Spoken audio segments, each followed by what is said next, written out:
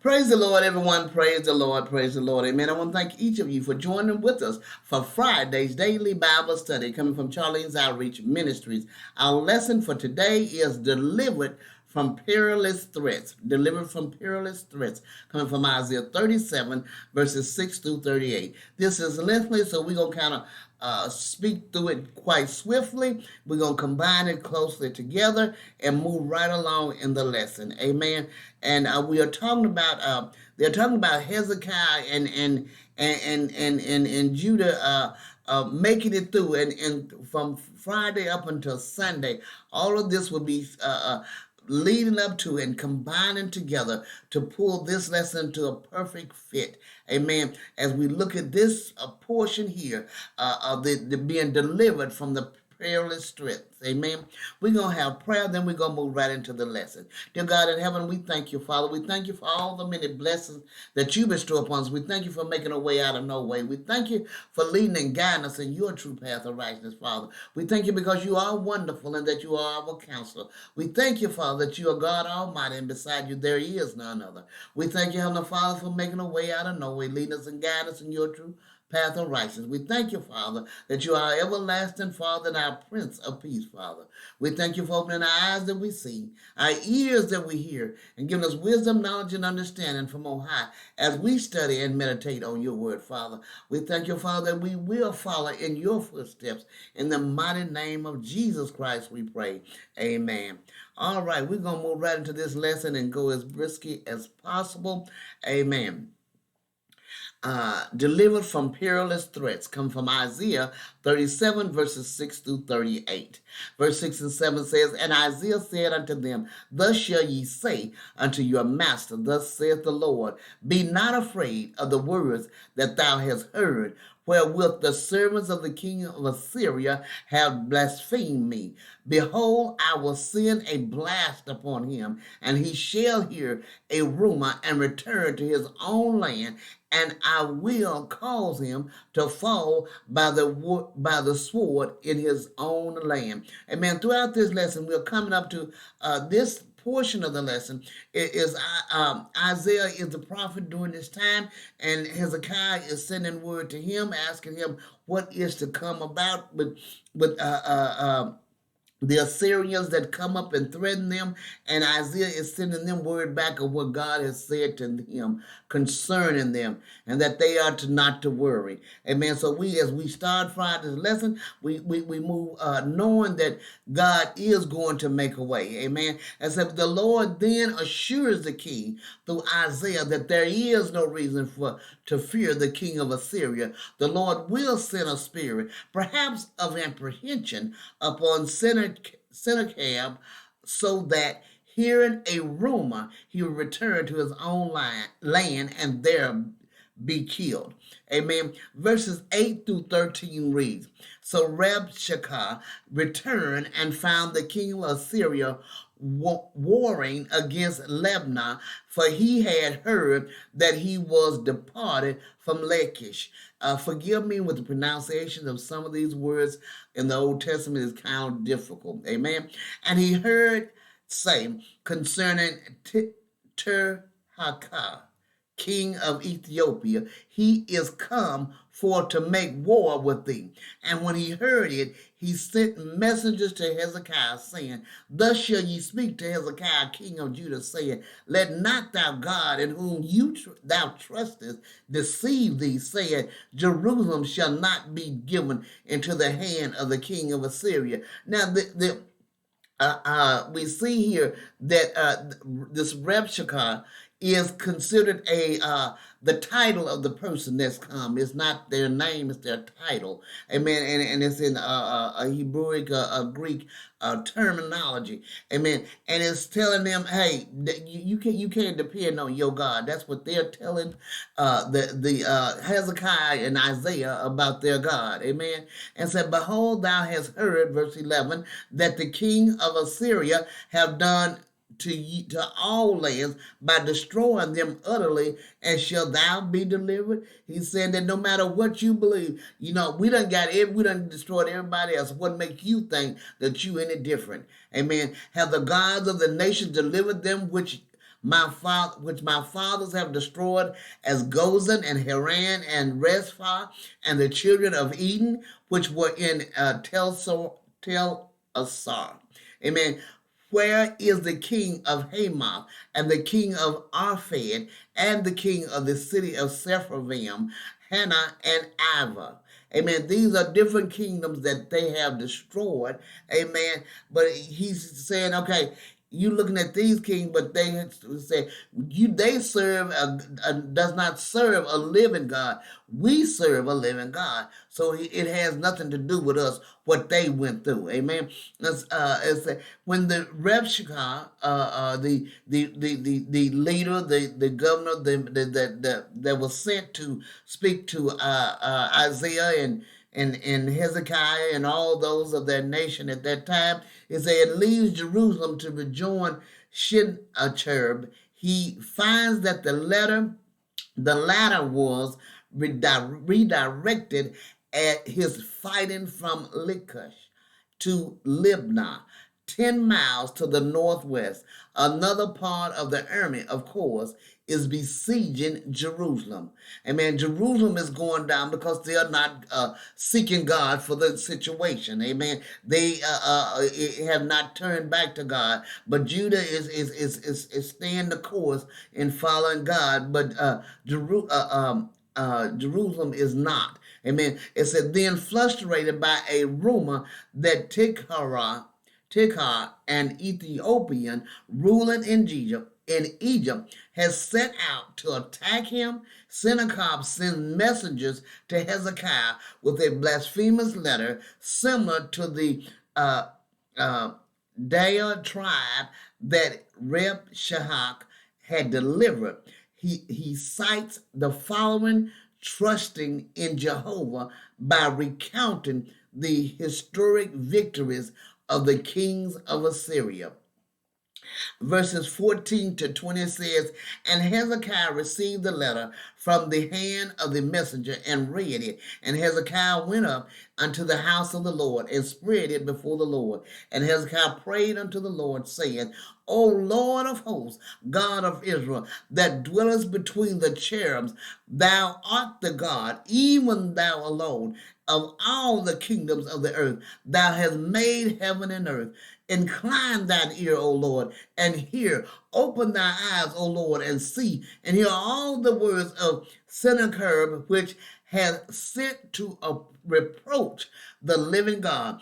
Of a truth, Lord, the kings of Assyria have laid waste all the nations and their countries, and have cast their gods into the fire, for they were no gods, but the work of men's hands, wood and stone. Therefore they have destroyed them. Now, therefore, O Lord, our God, save us from them, from his hand, that all the kingdoms of the earth may know that thou art the Lord, even the only.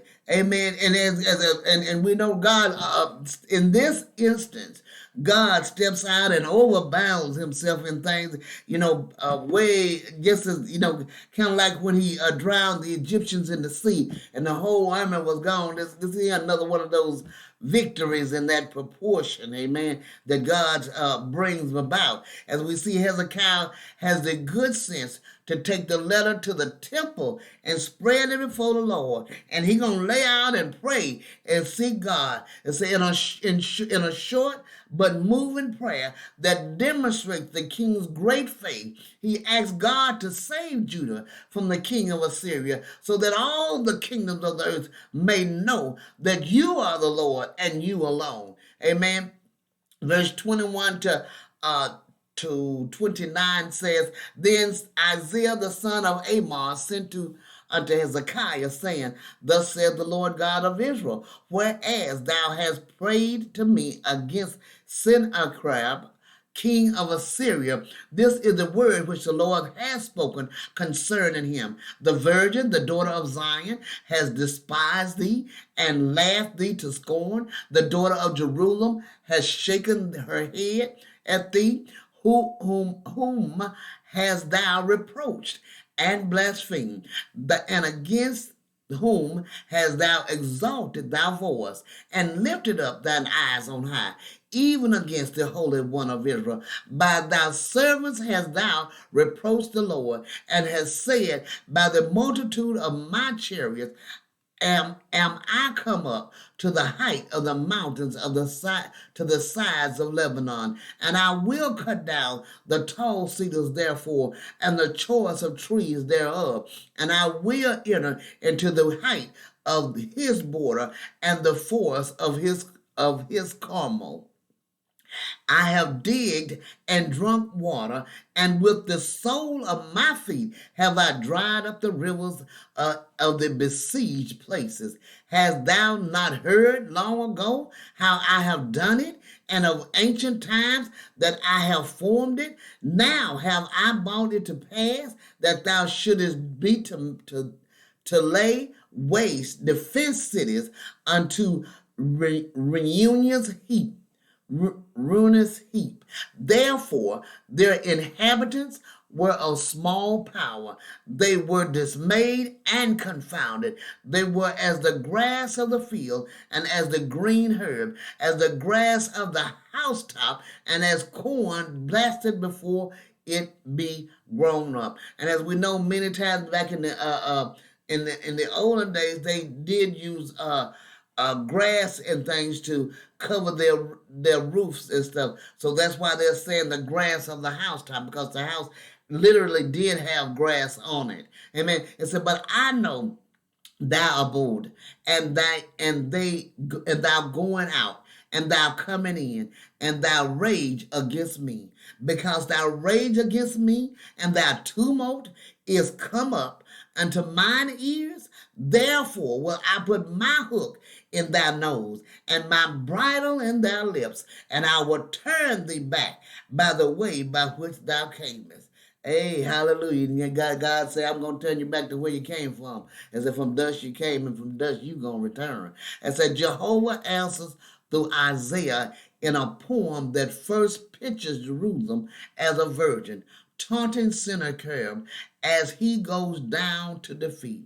Then Jehovah takes the Assyrian to task for mocking the Lord himself, and for bragging as if he had already conquered Judah and Egypt. God tells Sennacherib that he is only a pawn in Jehovah's hand, doing what he planned long ago. The same Lord who knows everything about this wicked king will lead him back to Assyria like an animal with a hook in his nose. In verse 30 to 32 says, and this shall be a sign unto thee. You shall eat this year such as groweth of itself, and the second year that which springeth of the same. And in the third year sow ye, and reap, and plant vineyards, and eat the fruit thereof. And the remnant that is escaped of the house of Judah shall again take root downward, and bear fruit upward. And for out of Jerusalem shall go forth a remnant, and they that escape out of Mount Zion, the zeal of the Lord of hosts shall do this. Amen. As we see turning to Hezekiah, the Lord assures him that though food supplies will be limited this year and the next, because of the Assyrian incursion, crops will return to normal in the third year. The people who have holed up in Jerusalem in preparation for a siege will emerge and resume normal life. Jehovah's zeal for his people will guarantee it. Amen. So it's saying that, and what I'm hearing here is that Hezekiah's prayer is answered, but it's not like it's answered that, the same day that he prays that God kills all the Assyrian army. I don't believe it's like that. The way it sounded is maybe like 2 to 3 years, possibly during this time. But I have not heard or read where the time frame is on this. If someone know, I would appreciate if you would, put in the bottom and let me know what that time frame is on this. Amen. In verse 33 through 35, it says, Therefore, thus says the Lord, concerning the king of Assyria, he shall not come into this city, nor shoot an arrow there, nor come before it with shields, nor cast a bank against it. By the way that he came, by the same shall he return, and shall not come into this city, says the Lord. For I will defend this city to save it for mine own sake. Excuse me. Praise the Lord. And for my servant David's sake. Amen. As we see, the Lord assures Hezekiah that the king of Assyria will not enter Jerusalem or get near enough to attack it. God will defend the city and send back the invader the way that he came. Even though it may not be right away, he still does not get up on them and to take over them. And as we see in this lesson that we are dealing with this throughout this week, that the Assyrian king Hezekiah had at one time been in said weakness and paid them off, gave them money to keep them away. But then he decided, no, I'm not going to do that no more. He turned and changed. Amen. Like we can turn and change, and God will hear us. Amen. Amen. Verse 36 said, Then the angel of the Lord went forth and smote in the camp of the Assyrian 180, which is 85,000. And when they arose early in the morning, behold, they were all dead corpses. As we see here, and so it happened that the angel of the Lord killed 185,000 Assyrian soldiers during the night.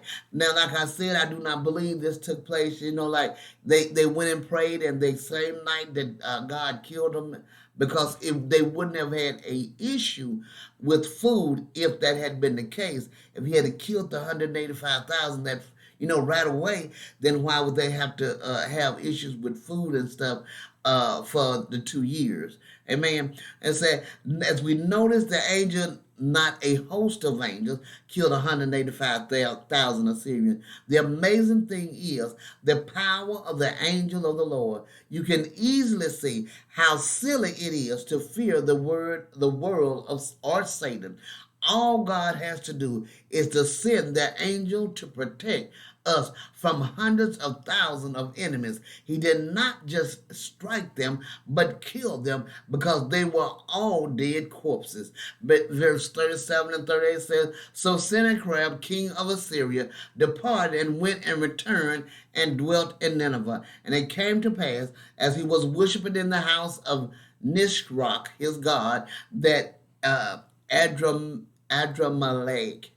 and Shizar, his sons, smote him with the sword, and they escaped into the land of Amirna, and Esarhaddon, his son, reigned in his stead. As we see here, Sennacherib returned to Nineveh, only to be slain by his sons in his temple where he was worshiping his idol god. Amen. So these are the things that has occurred. Amen. And as we continue throughout this lesson, we will bring it back and speak on it some more in the next 2 days. Amen. I pray you meditate on this lesson and have a wonderful and blessed day. God bless you.